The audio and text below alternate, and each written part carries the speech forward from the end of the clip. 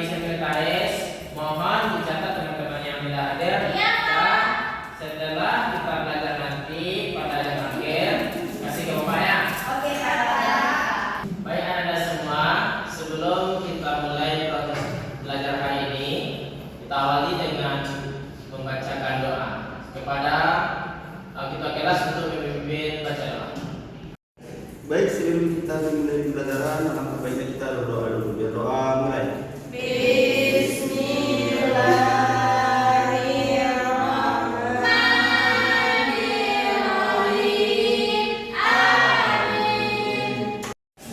Baik Anda semua, semoga dengan setelah kita baca doa tadi, maka diridhai oleh Allah Subhanahu Wa Taala proses belajar kita dari awal. Jadi sebelum kita mulai proses belajarnya, Bapak mau ingin semua kita memperhatikan di lingkungan sekitar, apakah ada sampah yang masyarakat dikondisikan. Bangku yang tidak ada di posisinya, mohon ditaruh di posisi yang masing-masing ya. Maka masih semangat untuk belajar pada hari ini? Setengah ada bilang masih semangat, setengah ada yang bilang tidak. Jadi untuk memastikan Bapak ada strategi. Baik Anda, yang mana strategi yang akan Bapak laksanakan, yaitu kalau Bapak bilang pagi, kalian tepuk 1 kali. Kalau Bapak bilang siang, tepuknya 2 kali. Kalau malam, separuh ya. Jangan sampai berbeda. Pagi, siang, malam.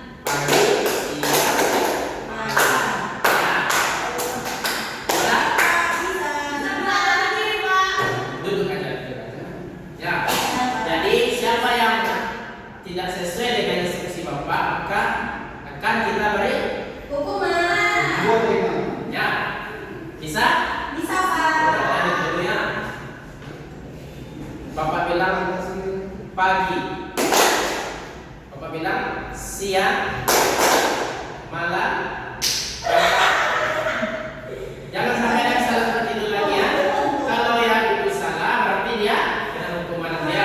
Jadi 1, 2, 3. Pagi, siang, malam. Malam, pagi, siang, malam, pagi, siang, malam, malam, pagi, siang, siang, pagi. Oke, sekian.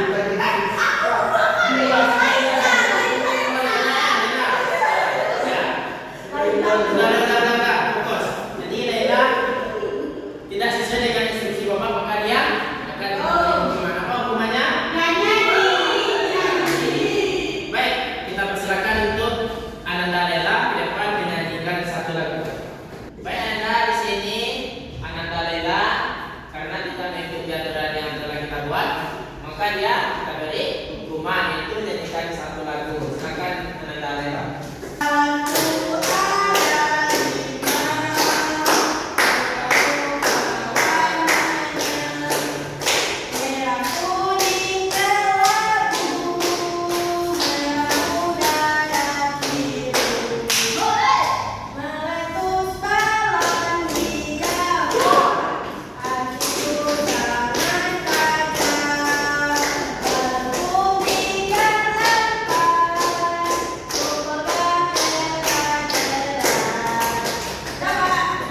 Baik, silakan dulu Ananda.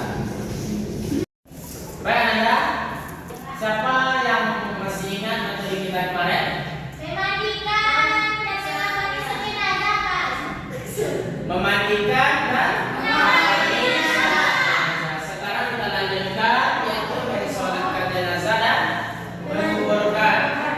Ya, jadi materi keempat ini berkaitan dalam satu judul, yaitu penyelenggaraan jenazah. Yang pertama, mengapa sih kita harus tahu tentang ada sholat jenazah dan penyelenggaraan menguburkan jenazah itu? Agar kita mudah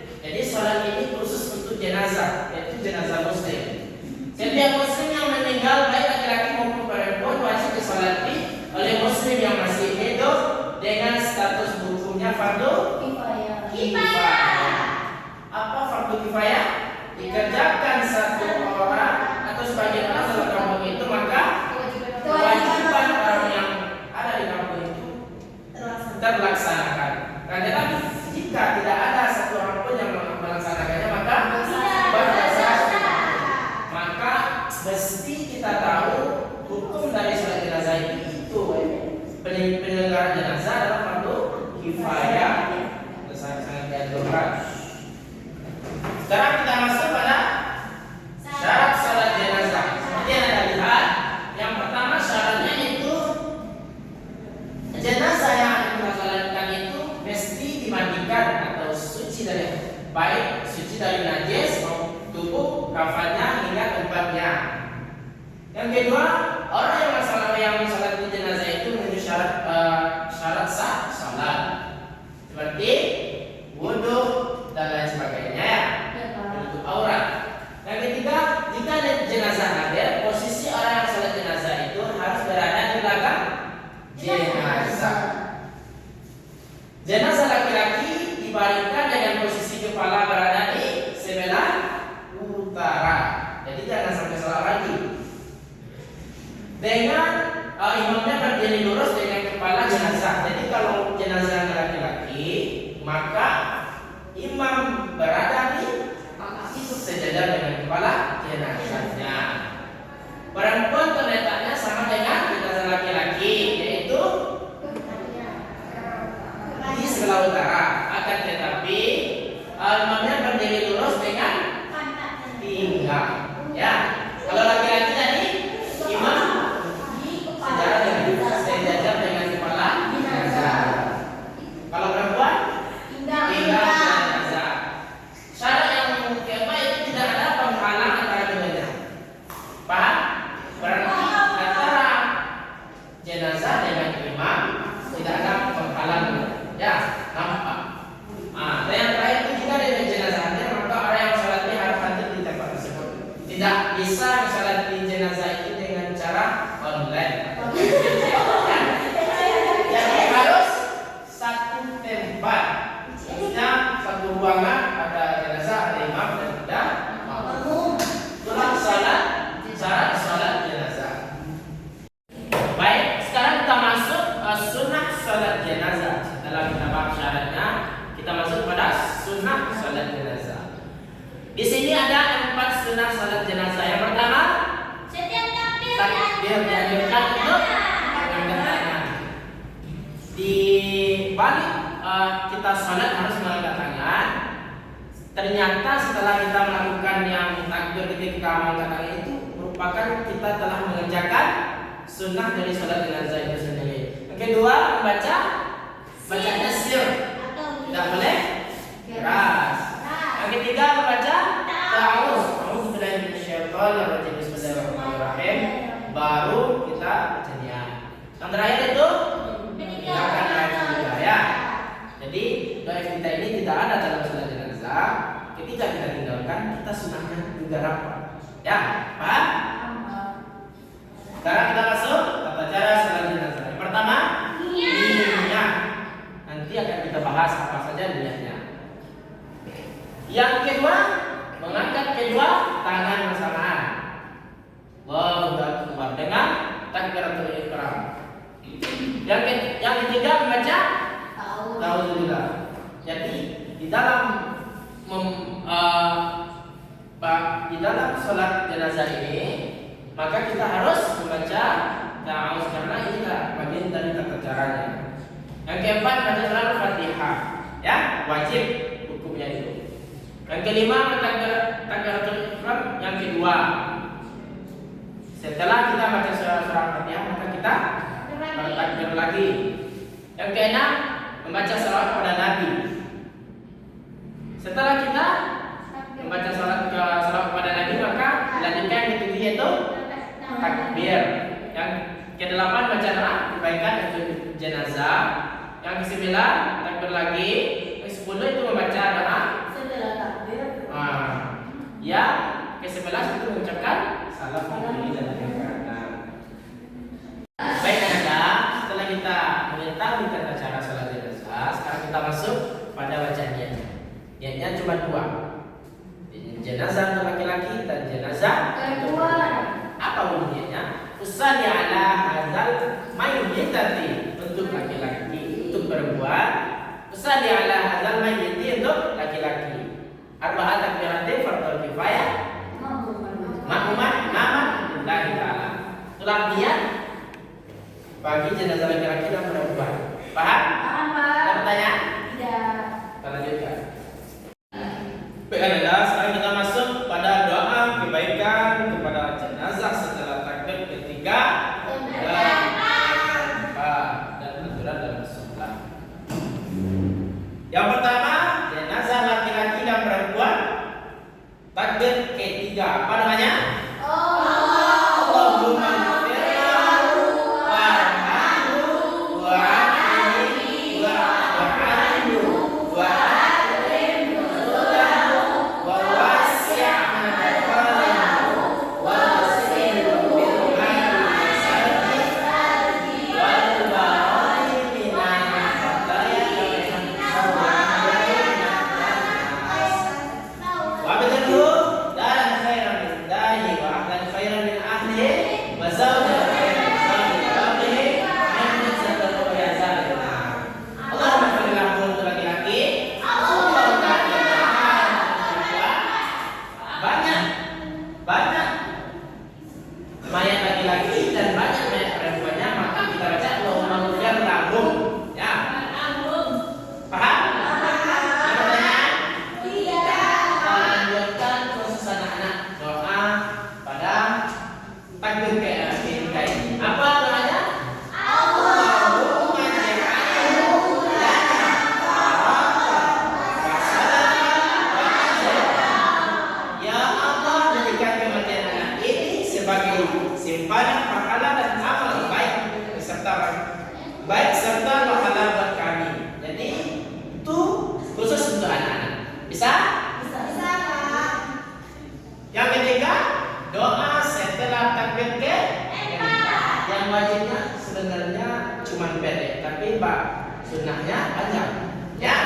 Jadi apa bunyi doa takbir keempat ini? Allahumma lakal alimna ajrahu wa la taftina. Itu wajib, harus kita baca. Kalau tidak dapat yang versi panjang. Paham? Masuk kepada keutamaan salat jenazah. Itu terdapat dalam sebuah hadis Nabi, yaitu diriwayatkan oleh Bukhari dan Muslim. Barang siapa yang menghadiri prosesi jenazah sampai ia disolatkan, maka baginya satu qiraat. Lalu barang siapa yang menghadiri prosesi jenazah hingga dimakamkan, maka baginya 2 qiraat. Ada yang bertanya, apa yang dimaksud dengan 2 qiraat? Rasulullah SAW menjawab, 2 qiraat itu semisal 2 gunung yang besar. Jadi ketika kita melaksanakan satu sholat jenazah, kita mendapatkan satu gunung yang besar pahalanya. Begitu pula ketika 2 kita ikuti prosesinya, maka dapat pahalanya 2 gunung yang besar. Hadis riwayat Bukhari dan Muslim. Ya, paham ya Anda? Paham, Pak. Ini menjelaskan tentang pentingnya sholat jenazah yang harus kita selenggarakan. Aturan sholat jenazah. Yang pertama, tidak boleh mensolatkan jenazah kafir. Jadi khusus untuk orang Islam saja. Yang kedua, siapa saja yang mati bunuh diri selama dia itu Muslim, maka tetap dimandikan, dikafani, disolatkan dan dikuburkan kaum muslimin. Dia itu tetap Muslim walaupun berdosa dan bukanlah kafir. Ya. Yang ketiga, sholat jenazah boleh dilakukan secara berjamaah. Boleh juga sendirian, baik jamaah laki-laki maupun perempuan.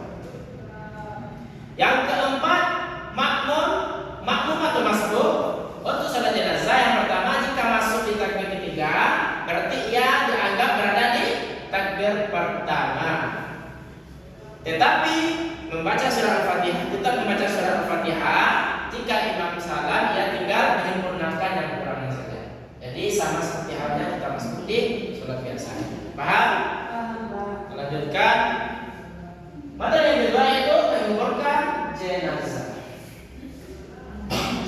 Sebelum jenazah dikuburkan, langkah-langkah yang harus dipersiapkan, yaitu dalam agama Islam ada beberapa hal yang penting yang harus diperhatikan. Yang pertama, kedalaman lubang. Maksudnya di sini kedalaman lubang kuburnya. Lubang kubur harus cukup dalam, setinggi orang berdiri di dalamnya dengan tangan terentang ke atas. Lebar lubang harus sekitar 1 hasta, lebih 1 sejengkal atau sekitar 50 cm ya. Lubang kubur yang cukup dalam bertujuan untuk mencegah bau yang tidak sedap dari jenazah yang mungkin tercium saat terjadi proses pembusukan. Selain itu, ini juga untuk menghindari risiko longsor akibat aliran air hujan. Jadi perlu kita tahu bahwa kedalaman lubang kubur itu setinggi orang berdiri ya. Maka usahakan lebih dalam ya. Yang pertama, yang kedua, bentuk lubang. Panjang lubang harus mencukupi untuk menampung jenazah dengan lebih tinggi badannya. Jika tanahnya keras, disarankan untuk membuat liang lahat di dinding lubang kubur. Ini disarankan, bukan diwajibkan. Tetapi bagi kita itu sebaiknya harus ada liang lahat ini, ya. Paham Anda? Itu yang kedua. Baik Ananda, sekarang kita masuk pada tata cara menguburkan jenazah. Yang pertama, meletakkan jenazah di sisi lubang atau biang kubur yang menghadap kiblat. Kemudian diletakkan papan kayu dengan posisi sedikit miring. Hal ini bertujuan agar jenazah tidak langsung tertimbun oleh tanah. Paham? Ini biang lahat, ini jenazahnya. Dan ini papan penghalang supaya tidak langsung tanah masuk ke dalam. Yang kedua, menempatkan jenazah dengan memasukkan kepala dari arah kaki kuburan atau dari posisi selatan. Yang ketiga, posisi jenazah adalah miring ke kanan, menghadap kiblat dengan tubuh yang dipotong menggunakan batu pipih atau papan kayu atau disebut dengan kayu lahat. Tujuannya agar jenazah tidak terlentang. Jadi jenazah ini menghadap kiblat dan miring ke arah kanan. Kita lanjutkan. Yang keempat, para ulama menyarankan untuk menempatkan sedikit tanah di bawah pipi jenazah sebelah kanan setelah membuka kain kafan dan melepas semua tali. Yang kelima, ketika jenazah dimasukkan ke dalam liang kubur, disarankan untuk membaca doa. Siapa yang bisa baca doanya? Saya Kak. Baik, Anda silakan.